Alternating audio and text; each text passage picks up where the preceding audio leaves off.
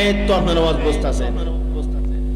সুদখোর যখন হাসরের মাঠে দাঁড়াইবে, এক একটা মানুষের পেট এক একটা ঘরের মতো হয়ে যাবে।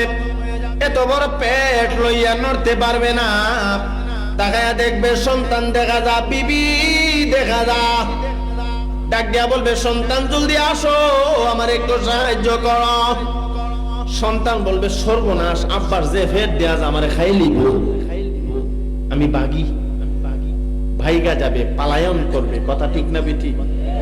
তাইলে হাসরের মাঠে এমন ভয়াবহ অবস্থা হবে, যেই সুদের লেনদেন কইরা আমি আমার বিবি রেখা হইলাম, ছেলে রেখা হইলাম, মেয়ে রেখা হইলাম, এরা আমার এই পাপের ভাগ নিবে না।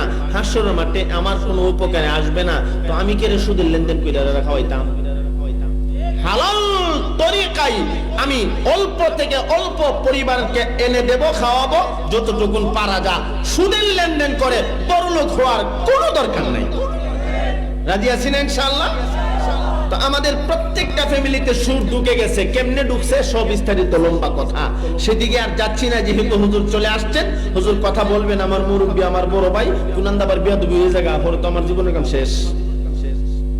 কারণ আমার মসজিদও দাওয়াত দিয়ে রাখছি, ফারাদ দাওয়াত দিয়ে রাখছি। কুষা দিলে যদি না যাতে আমার কাম শেষ নেই, আমার সারিয়ান যাইবো গা। এই জন্যে আমি আর বাড়াবো না। তবে শেষ কথাটা বলতে চাই, আমরা যারা এখানে বসছি, কোন না কোন দিক থেকে আপনি সুদ খাইন না, কিন্তু আরেকজনে খাইছে, আপনি সাক্ষী। আর সাক্ষী না দিলেও জীবনে তার উপকার আমি কম করছি, এখন সাক্ষীরা হইল না, তো আমি বেড়াক থেকে ঠেকাটা পাইলাম না। আর বেড়া কলার এমন বোঝা বুঝে গিয়া ও হাজি সাহেব লইও, তাই যদি কতে ঠেকাটা দিমু, এমন ফেস আসেনি না নাই? এজন্য সাবধান। সম্পর্ক নষ্ট হইলে হোক, তবু সুদের সাক্ষী হইতাম না। রাজি আছি না ইনশাআল্লাহ? আপন মায়ের সাথে জিনা করা আর সুদের লেনদেন করা সমান। কোন নাউজুবিল্লাহ, আরো জোরে কন্যা নাউজুবিল্লাহ। অনেকগুলো শাস্তির কথা আমি লিখে এনেছিলাম, যেহেতু আমার ভাই চলে আসছেন, এই জন্য আমি আর বাড়াবো না। তবে